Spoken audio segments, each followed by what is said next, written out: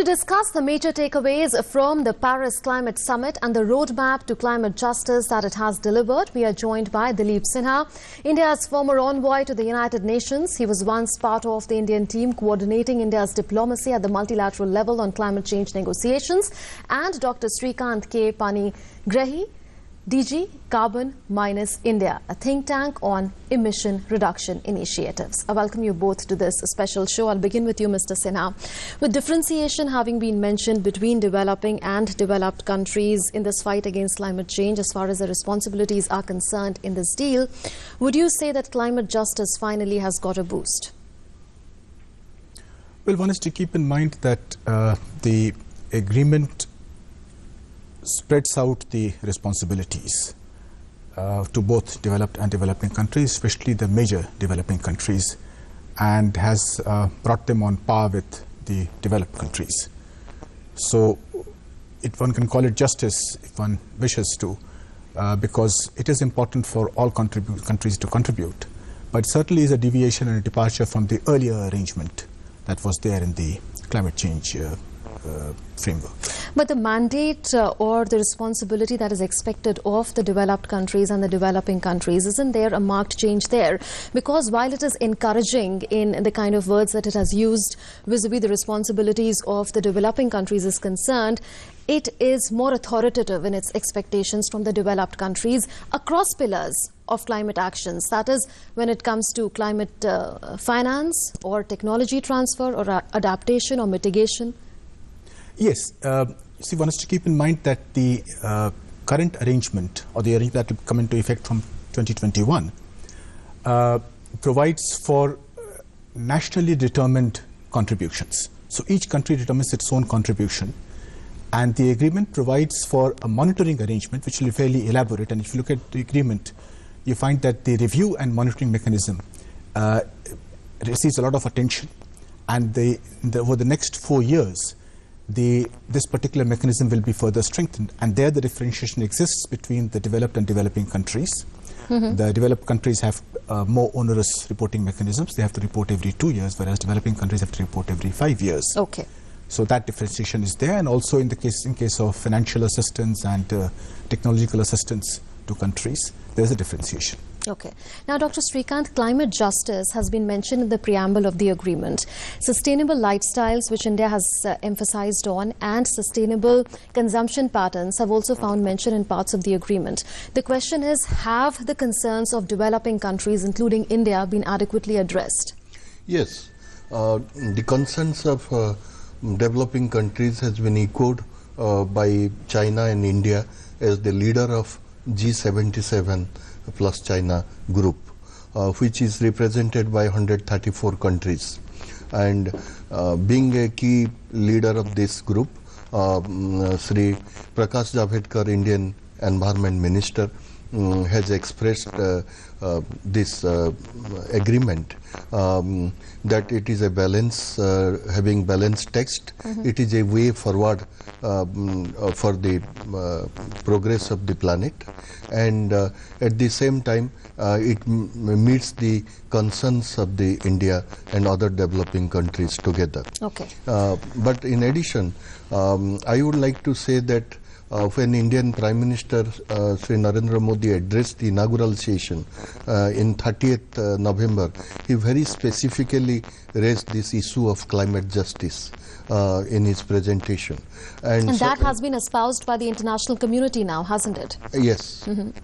International community got inspired, and at the same time sustainable lifestyle also has been stressed by him, and equitable development and the equity is another concern he has raised. So those principles have been taken forward by this agreement. Okay, now Mr. Sinha, I'll come to you, but Mr. Sinha, one ambition that is set out in this agreement is to reduce the rise in global temperatures to well below 2 degrees Celsius compared to pre-industrial levels by 2100, and preferably to keep the rise around 1.5 degrees Celsius. Do you think that is achievable? Well, the agreement itself analyzes the INDCs, as they are called, the intended national contributions. And says that alone can't be enough. Yes, the analysis, there's been no there's no detailed analysis yet. It's too early to do that because they have just been submitted. Most countries have submitted in the last 2 or 3 months. So the Secretariat itself has not been able to analyze all this, but there have been other people who have analyzed it. And there are various estimates. The most optimistic estimate is, I think, about 1.7 or something, and then the others talk about 4 degrees, touching 4 degrees. So that is still being analyzed. But the agreement itself admits that it will be an ambitious goal if it can be achieved. And you must remember that the 1.5 degree target is a target that has been insisted upon by the small island developing countries, which are the most vulnerable countries. Absolutely. And they wanted that the target should be more ambitious. So the compromise was that the goal would be set at 2 degrees, which itself may be difficult to achieve. But then there should be at least some reference to 1.5 degrees, and that's how they could compromise and find some language. Dr. Srikanth, do you see this as a win-win deal for the developing countries as well as the developed countries? And do you see, as a result of this agreement, developing countries being enabled to strike a balance between a greener future and its growth ambitions? So far, the agreement which is made available to public, you may be aware that there was a lot of debate and discussions during the 12+1 extension, and it got extended to 12th of this month. And initially the draft was of 54 pages, then it was reduced to 27 pages. And finally it came down to 32, yes. 31 pages. 32 in the revised draft. Revised draft. Where all this got mentioned, but it didn't get mentioned so easily. There was a huge fight between developing and developed nations negotiators, and negotiations went on continuing overnight and midnight and late night till 4 o'clock, 5 o'clock in the morning. And interestingly, there were so many dissent points at one point in time. There were 1,600 dissent points, and they came down to 0. So do you see this as one agreement that shows consensus and thus is a win-win deal between the developing countries and developed countries? Negotiation is the art of possible, and when both the parties push their own interest, and it is not possible that both the parties will equally get justice. Somebody has to compromise and somebody has to accept certain things. And it appears that this 11-12 days negotiation is not sufficient enough to really come to an agreement. And till 10th day... But this is the 21st Conference of Parties. So for 21 years, various developing and developed countries have been actually sitting down the table and negotiating. This is not the result of 12 or 13 days. Yes, you are correct. And in Conference of Parties 8 in India, we organized it in New Delhi. And each year, in a new place, the parties meet together and take the agenda ahead. But the story is same. The developed nations who have the technology, who have the finance, and they are in a more suitable position to take aggressive climate action, whereas the developing world and the... Okay. Now, Mr. Sinha, don't you think that this differentiation has been recognized, that the developed countries have more finance, they have more technology, and thus their responsibilities are greater in helping the developing countries mitigate and adapt to the impacts of climate change? You see, one has to recognize that the world has changed considerably, and to that point, to that extent, the Western countries are quite right in saying that countries like China, to a certain extent India as well, have reached a stage where they have their own technology, they have their own finances, so they can take care of themselves to a great extent. And on the other hand, they are very small, very vulnerable countries that require a lot of assistance. So one has to keep this in mind, and one must realize that this particular agreement has taken about 6 years to come through, because it was first talked about in 2009 in Copenhagen, and then over the last 6 years this agreement has been negotiated, and it comes into effect only in 2021. Absolutely. Now, had this agreement been very ambitious, it would have met the same fate as the Kyoto Protocol. Because Kyoto Protocol's which first was a non-starter for several several years. It was negotiated in 1997, came into effect in 2005, and finally the second phase, which started in 2013, has not yet come into effect, and most likely it will not come into effect. So from now till 2020, there is no international agreement in place. So is it logical to say that, given the fact that this isn't as ambitious as, say, the Kyoto Protocol at that point of time in 1997 looked like, there is a greater chance of it succeeding, of it being able to lay out a roadmap for the world to fight climate change? Yes, the importance of this agreement is that everybody is on board, which is a good thing. So obviously the lowest common denominator has to be met, and therefore the ambition level has to be lower. But since everybody is on board, it means there's a greater degree of sincerity. The monitoring mechanism will hopefully take care of the monitoring part of it. And most importantly, it is initiatives like the solar International Solar Alliance, an idea etc., mooted by the Prime Minister. That eventually we realize that the future lies in technology, that we have to develop low carbon or carbon-free technologies, because no country is prepared to cut its lifestyle to a point where it's prepared to lower it. And that's the reality that's true globally. And we have to recognize that we have to develop the right kinds of technologies and then move to those technologies. There could well be technologies to remove all carbon dioxide from the atmosphere. Absolutely. So we have to develop both. That is carbon sequestering. That's the carbon that's already there in the atmosphere. That has been sequestered and stored. That's removed from the atmosphere. The other is that as we raise our standard of living, we consume less carbon. And perhaps if we can get the right kind of technologies, we can make it carbon-free technologies. Okay. Before I come to you, Dr. Srikanth, Mr. Sinha, I want you to reflect on the fact that climate finance is not part of the binding part of the agreement. What impact is this likely to have? Which means that though the agreement in the decision text talks about providing $100 billion to developing countries, after 2020, this is not a legally binding clause of the agreement. What impact is this likely to have? Well, again, as I said, had it been made legally binding, the agreement would not have come through. So we have to recognize that. We also have to recognize that as it is, development aid is falling across, not only in climate change matters, in other areas also. Development aid is now being restricted to the least developed countries. And most of the more advanced developing countries have to accept that they have to live with their own resources or raise resources in the market on commercial terms. So that is a reality that we have to recognize and accept. Okay. Now, Dr. Srikanth. I will have my views on carbon finance. This $100 billion US dollar has been promised in Copenhagen. Yes. And but till now, per year, but only hardly 10 billion pledges are there for $10 billion, and out of which 6.5 billion has been realized, and it has not reached to the beneficiaries. So it's been illusionary in it has become a large illusionary. sense. So it is remained in the papers. It has never been implemented. And so again, if you see the problems of the climate change, both the adaptation and mitigation, it is huge and unimaginable.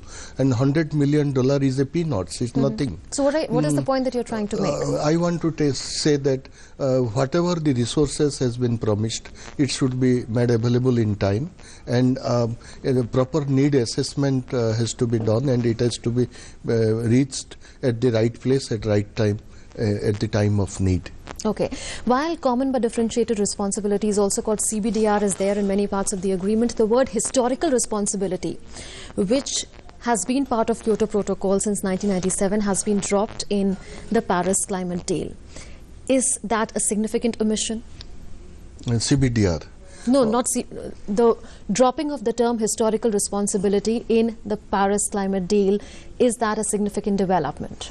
It is deliberate, and when the Thursday evening the text were made available, the text was missing the words like equity, but then the revised draft was made later on, and a sustainable lifestyle, and at the same time climate justice, and the equitable the responsibility of the developed nation, historic responsibility of the developed nation. It is all were missing, and with a lot of chasing and in the negotiation, all the text has been included except.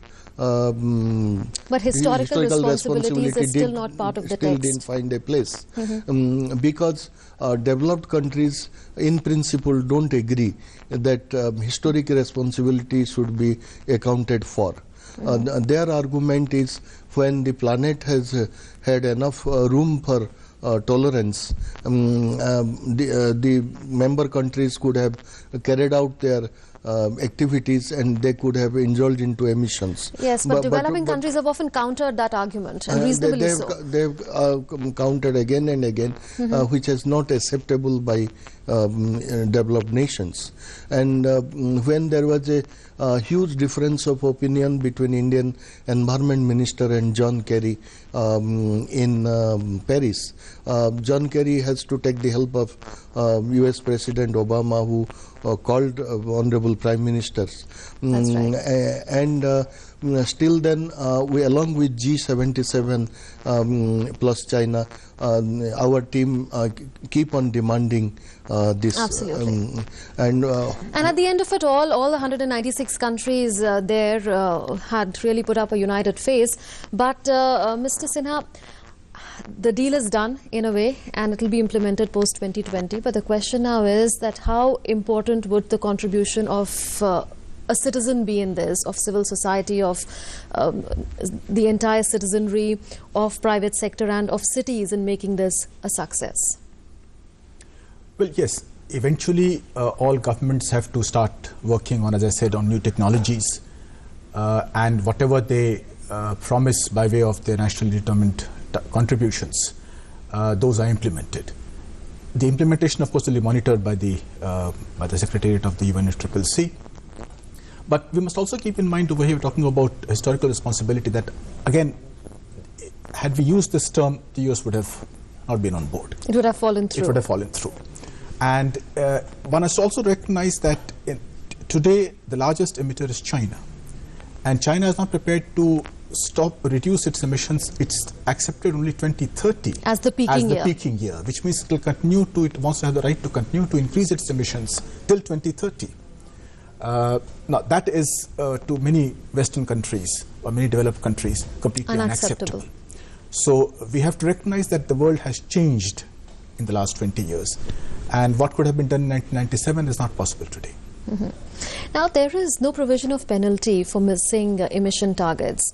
Could this mean that what will finally result over the next few years be ineffective, or would you carry forward the point that he's been often making, that, you know, had these words been there or have these provisions been there, there would have been no deal at the end of it all? According to me, there will be provisions for penalty, which is not yet worked out in Paris Convention, because the developed countries agreed on finance term at the last moment on a condition that the developing nations will open their book of accounts of emission in every 5 years to be audited by external auditors, and that gives a provision that any developing countries, their book of accounts can be seen by any other country's persons. So and there will be evaluation to it.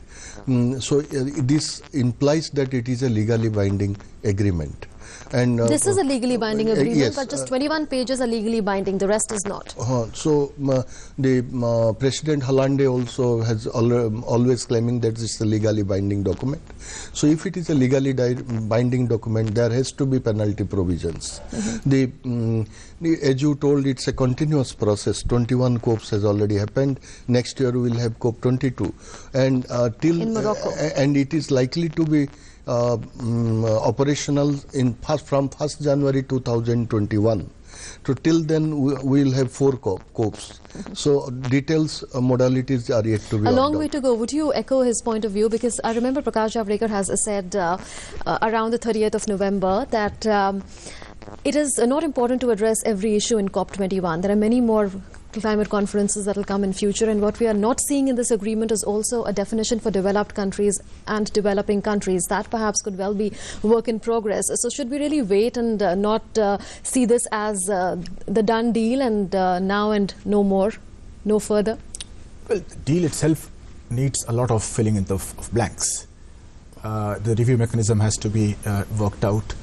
It talks about 2 high-level champions to be appointed who will go into a lot of the mechanisms to be set up.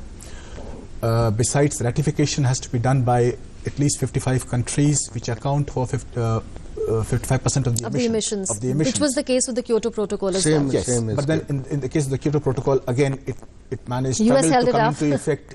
The US never ratified it. Absolutely. The US never joined the Kyoto Protocol. And the other required countries could ratify it only by 2005. So it took 8 years for Kyoto Protocol to be ratified by the required number of countries. And as I said, the second phase of the Kyoto Protocol has not yet been ratified by the required number of countries. And by all indications, it will never get ratified. So it won't come. So would you say that there will be incremental progress over the years as far as fighting climate change is concerned? Well, in this particular agreement, since it gives a lot of leeway to all countries, and it binds them to the targets that they fix for themselves. So each country fixes its own target, and then it will be held responsible for its own targets, and it will be required to fulfill it. Now, whether there will be any penalty clause or not, frankly, it's too early to say, because a penalty clause is very difficult to implement internationally. And then again, if a penalty clause is negotiated, will that impact ratification? That will also be able to be seen. Just one last word now, Dr. Srikanth, on whether you see a marked change in the approach of this government towards the strategy of fighting climate change. In the past, we've been defensive, but would you say that now we are more proactive and we're thinking out of the box, mooting ideas like International Solar Alliance and deciding to set up its headquarters here in India? I will say India is always proactive. It was never reactive or never obstructed the way as people debate. India has shown the way always, starting from our culture and our traditions. But it wasn't a major talking point so far. The fact that we've had a sustainable past in terms of culture and tradition has been highlighted much more after this government came to power, isn't it? Yes, we have capitalized on our strength that we are having, and right now India showed the extraordinary leadership to the world by launching International Solar Alliance. International Solar Alliance is a alliance involving 121 solar-rich tropical countries lying between the Tropic of Cancer and the Tropic of Capricorn, and they'll be encouraged to tap solar energy. I'm afraid that's all the time that we have for this discussion. Thank you so much, Dileep Sinha and Dr. Srikanth, for joining us on this special discussion, Climate Justice Wins. So at the Earth Summit in Rio de Janeiro 23 years ago, the world's nations had adopted a treaty that pledged but ultimately failed to cut the emissions driving global warming. In Paris, over the last 2 weeks, negotiators from around the world met for the 21st time since then in an effort to move from aspiration to action. Whether or not the Paris Climate Summit becomes a true turning point for the world depends critically on how seriously countries follow through. With that, we conclude this program, Climate Justice Wins. Thanks for watching.